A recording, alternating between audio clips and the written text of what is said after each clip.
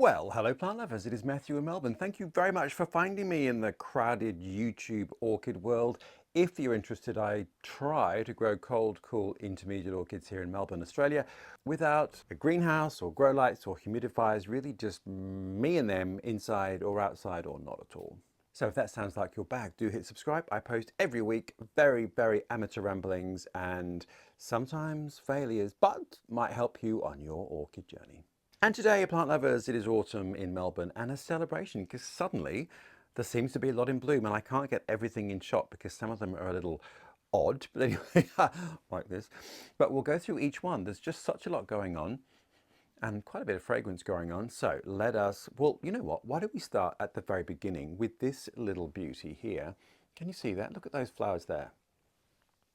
They're like little polished balls of mahogany on a sort of a green flower. Very lovely. Now this is called Epidendrum porpax.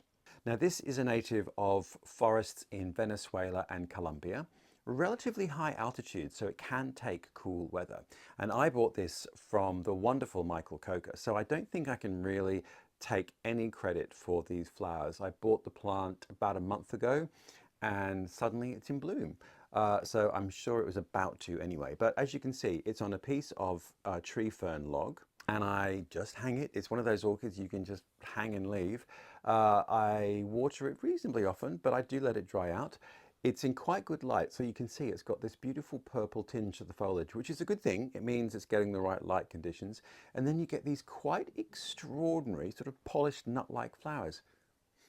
No fragrance, but it very much is a miniature orchid and perhaps only a mother could love. But I just love an orchid that you can basically hang up and ignore.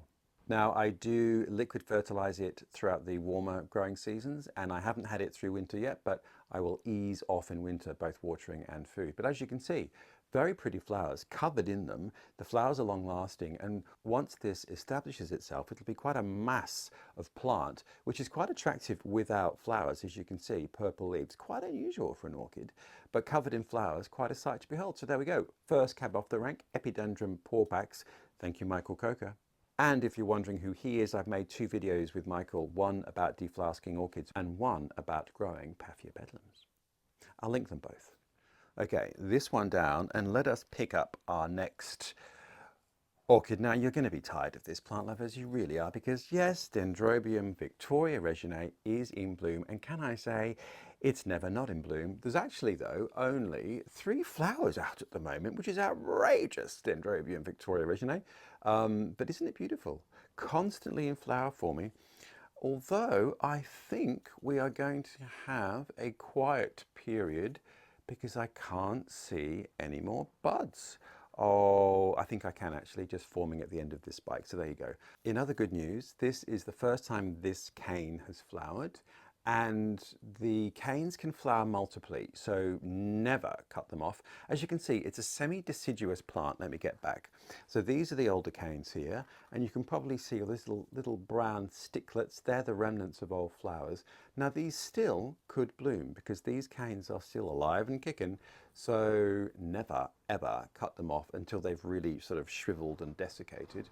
And then you get new growth, as you've got here, which then matures, becomes semi-deciduous, starts to bloom and then becomes completely deciduous, and you get these wonderful flowers. Now, I've made a video about this, so I won't go into too much detail, but it gets brighter light than you might read about it needing, bright indirect light, and I basically keep it moist all year. It grows all year, and it can flower at any point, and in fact, mine is almost always in bloom. So that does mean that I do fertilize it throughout the warmer season, but in winter, I tend to give it more of a tonic, so a seaweed-based solution, so not fertilizer per se. And then in spring, I give it a slow-release fertilizer pellet. And as you can see, it's quite vigorous. I've had this now for a few years, and it's grown tremendously, and there is the bloom. It's such a beautiful purple color. Anyway, Dendrobium victoriae-reginae, still in bloom. And now something else that is really difficult to show you, but is a triumph, can I just say, and also has a little surprise up its sleeve, is this Bulbophyllum Elizabeth Ann Buckleberry. Look at that! Ta-da! It looks like the most hideous alien thing that's going to kind of come and eat you, but isn't it beautiful? And the flower is just so delicious. Look at those little feathered tufty bits at the top of the flower, and the colours and the length of those, are they petals, are they sepals, who knows what they are. Anyway, the length of those doodads is extraordinary. It is a beautiful, beautiful plant. Now, funny thing is, it bloomed for me exactly 2 years ago. I'm filming this in March, so in March 2022 it bloomed for me. It skipped a year last year, and I thought, oh, have I got it wrong? What have I done? But this year I actually didn't even notice that it was in spike. It's at the top of the stairs, and the spike was sort of poking through the banisters, and suddenly there it was. But what I have just noticed, plant lovers, we removed that leaf. Look at that, a second spike. And I think that it's from a much older pseudobulb. So isn't that interesting? This flower is from the newest pseudobulb. As you can see, it's got a bit of a creeping habit, so somewhat tricky to grow indoors, but I'm also trying a Rothschildianum outside here in Melbourne all year to see if it can cope. So far it hasn't died. It's been outside for 2 winters. It hasn't flowered yet, so that's the clincher, isn't it? But Elizabeth Ann Buckleberry lives inside all year, and there we go. Sensational flower, and a second one to come, which makes me very happy. Unfortunately, they're not super long living, so I'm not going to get both of these open at the same time, which would have been the ultimate triumph, I think. But I am interested that this flower, this secondary spike here, is coming off an older bulb, which hasn't flowered, but nonetheless, it's an older bulb. So there you are, just goes to show. Don't give up, as Kate Bush said. Elizabeth Ann Buckleberry, living its best alien life.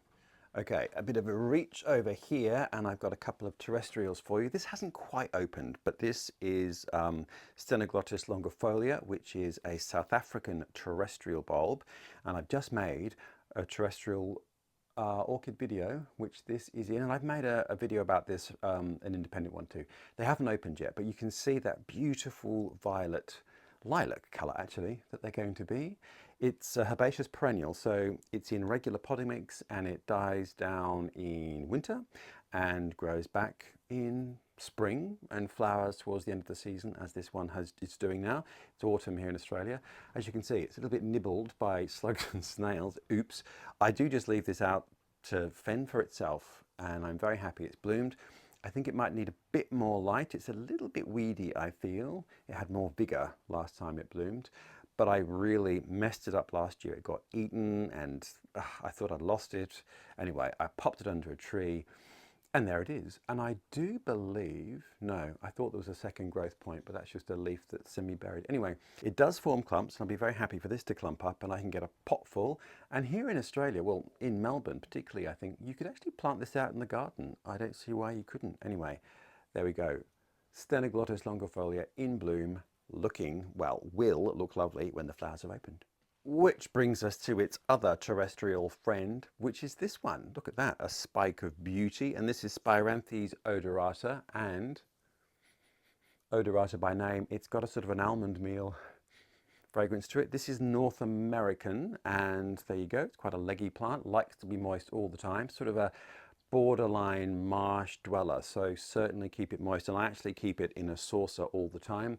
It's outside, gets sort of bright indirect light because it's an understory plant. Obviously they're ground dwellers, sort of in light forest environments, so it wants light but not direct light. So dappled forest floor environment, if you can create that. Quite simple.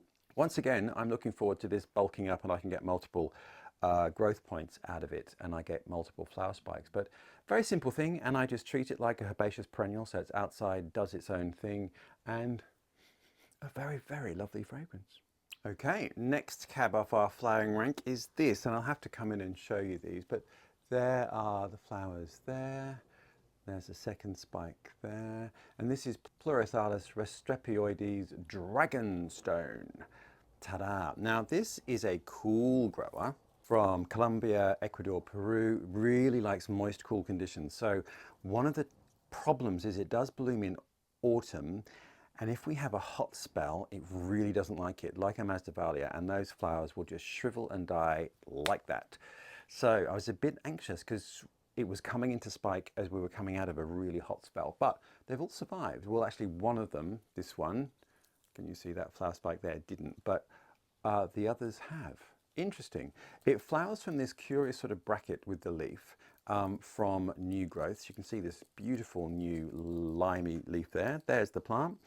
Likes to be moist, likes to be in quite, I would say, comparatively deep shade, which does make it quite useful because we all have those shady, tricky spots. In fact, I have too many because, yeah, the jungle is growing. Anyway, Pleurothallis, restrepioides, look at it, isn't it interesting? Not the most flashy of things, but it's an interesting plant. And I love the form of the leaves too. Mine, alas, loves getting munched by munchy things, caterpillars generally.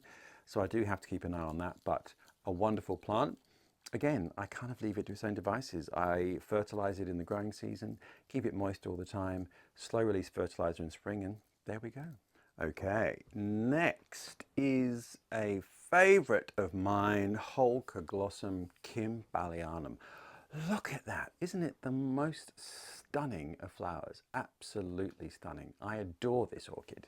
And they adore Melbourne, can I just say? Well, kimballianum does particularly. It's a Himalayan plant and it really does like those mountainous cool conditions. So it thrives in our winter. You can see how vigorous the plant has got.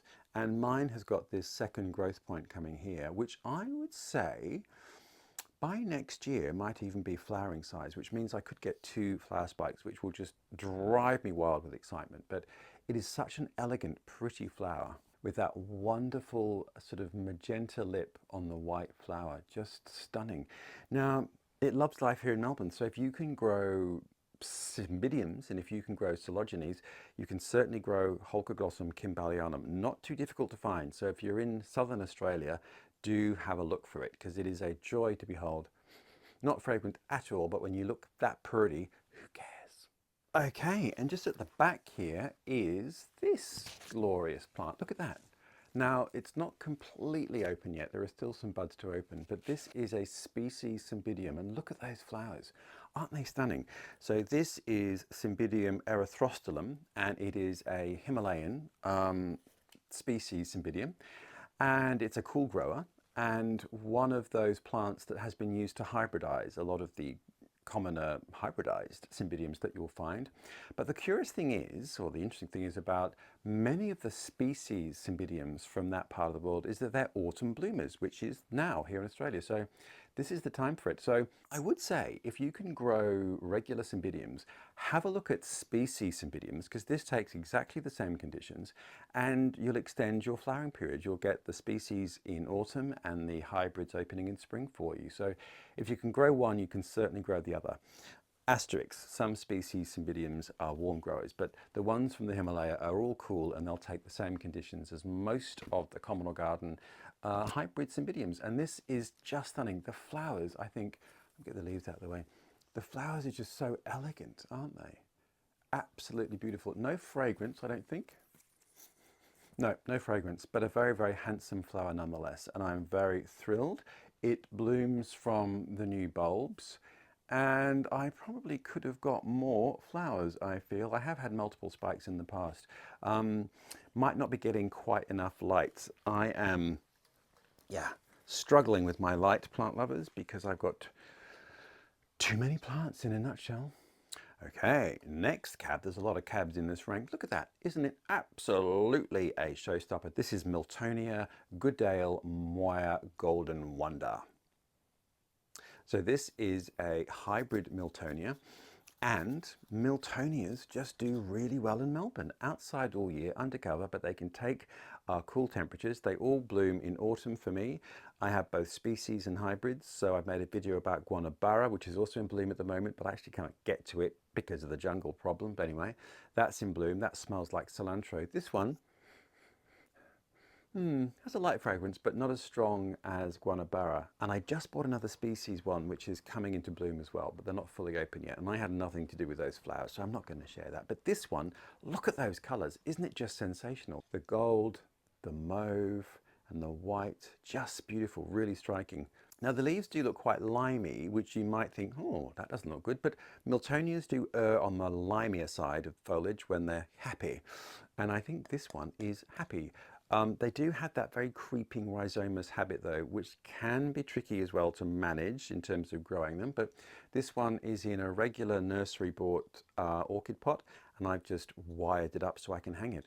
But how beautiful is that? And it's so gorgeous hanging up with this gold and white and mauve bobbing about in the breeze. A very happy plant, and I am very happy that it's flowered for me. Now I'm going to have to do some careful juggling. Let's put you down here, because here we have our ultimate plant, Coelogyne Jannine Banks. It's like daffodils. Daffodils, jonquils. Actually looks like them too. Isn't it stunning? And I've made many a video about Jannine Banks. She is a winner. Such a reliable bloomer. And there is another, where's the other? There's another big spike coming out the back here. So when this is done, I'll get another spike, which will really extend the flowering season. Very robust grower, quite fat pseudobulbs, as you can see. With all my Coelogynes, I do water them all the way through winter. I have Coelogyne cristata, for example, which blooms very well for me, which you will read will want a dry winter. Oh no, plant lovers. I think if you don't water cristata, particularly during the winter, you won't get any flowers. Anyway, this one blooms a little earlier, so in autumn now, but aren't the flowers glorious? This beautiful white with this splash of sort of egg yolk gold in the middle, but the fragrance, literally it's jonquils. It's absolutely stunning. Moderate sort of indirect lights. I fertilize it throughout the warmer seasons and don't in winter, but I do water it a lot in winter, and will occasionally give it a seaweed-based solution, which is a tonic, not a fertilizer, during winter. And it blooms from the new bulbs. So like many an orchid endeavor, you want to promote vegetative growth to get new bulbs matured so you get multiple spikes. And mine's now got two growth directions. So I've got two opportunities for bulbs, and perhaps as it gets bigger, there'll be more. So you can ultimately get multiple flower spikes at a time. So this is Coelogyne Jannine Banks, and I have a feeling that this is misspelt. It should be Jannine with two N's if you're searching for it. But there we are, plant lovers. There's a lot going on. There's actually a lot of things in spike too, and there's actually one of my hybrid Cymbidiums is in spike right now, which is awesome. Very, very weird, very strange. Don't quite know what's going on with that, but it's got, I think, 4 spikes and it's going for it. So we'll do a video with that one when it opens, because that was something I got from Facebook Marketplace, I think, and I repotted it, but I haven't bloomed it yet. So this will be the first time, and it's an early riser, never mind. So there you are, plant lovers, from all these flowering gorgeousness. Let's bring in our Miltonia again. From us to you, thank you very much for finding me. Thanks for watching. I hope all's well in your orchid world, that everything's blooming and behaving well and thriving for you. If you want to know what I'm doing next week, hit subscribe. I post every Friday. But until then, plant lovers, take care, and I look forward to seeing you next week.